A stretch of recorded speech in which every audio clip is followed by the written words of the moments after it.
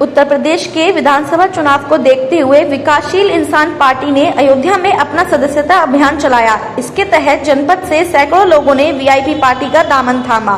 इस दौरान निषाद पार्टी से नाराज कई कार्यकर्ताओं ने विकासशील इंसान पार्टी का दामन थामा। इस दौरान उन्होंने निषाद पार्टी पर अपने अधिकारों का हनन करने का आरोप लगाते हुए कहा कि पार्टी में उनका वोट बैंक के लिए इस्तेमाल किया गया।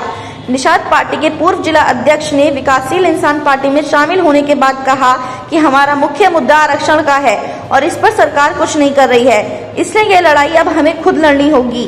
साथ ही उन्होंने कहा कि हमारा असल मुद्दा 2022 में खुद की सरकार लेकर आना है और इसलिए हमने वीआईपी पार्टी ज्वाइन की है। रानी निषाद है और हम पहले निषाद पार्टी में जिला अध्यक्ष के पद पे काम कर रहे थे और जो हमारा मेन मुद्दा है यहाँ पे उसे आरक्षण को लेके चल रहा है, लेकिन जो हमारी आने वाली वर्तमान सरकार है वो हमें घुमा फिरा के टोपी पहना रही है और वो हमारा आरक्षण देने वाली नहीं है।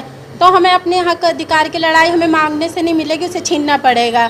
और जो कि हम निषाद पार्टी में रहकर अपने समाज के लिए तो लड़ रहे थे, लेकिन आने वाले दिन में जो 2022 में हमारा मेन मुद्दा है कि अपनी हमें सरकार लेके आनी है, तो इसीलिए हमने वीआईपी पार्टी ज्वाइन करी है कि आने वाली वीआईपी पार्टी में हम अपने हक अधिकार की लड़ाई को आगे लड़ेंगे और अपने बच्चों आने वाले भविष्य में अपने बच्चों को हक अधिकार अच्छे से अच्छा दिलाकर उनको ये चाहते हैं कि हमारी सीट पे कोई हमारे समाज का बेटा बैठे और इसलिए हमें माननीय मुकेश साहनी जी को उस पद पर बिठाकर मुख्यमंत्री की कुर्सी पे हमने अपने बच्चों को जो कहा जाता है कि उन्हें जो आज 5 साल से सरकार जो मोदी जी की चल रही है वो सिर्फ बच्चों को एक धोखा दे रही है। आने वाले समय में हर एक चीज़ के लिए वो पेपर निकाल रहे हैं, लेकिन नौकरी का कोई पता नहीं है।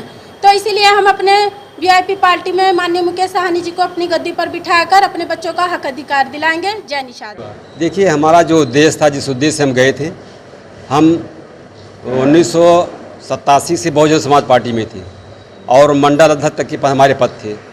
1996 में जब उषारावत जी महिलाओं के चेयरमैन बनी तो हम के पीआरओ भी रह चुके हैं।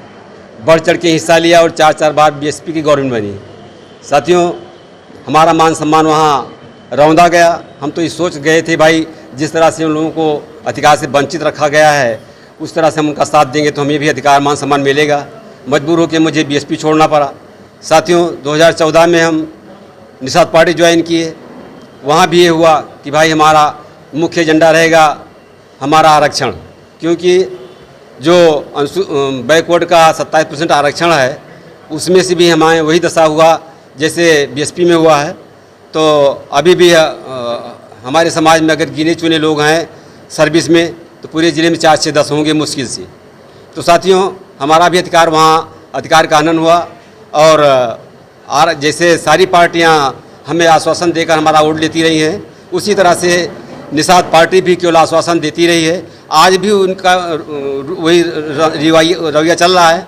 तो साथियों, इस उद्देश्य से हमने निषाद पार्टी छोड़ा है कि भविष्य की एक मांग भी थी कि जो समाज पिछड़ा है वो किसी भी जाति विशेष का हो, उसका हक अधिकार मान सम्मान मिलना चाहिए।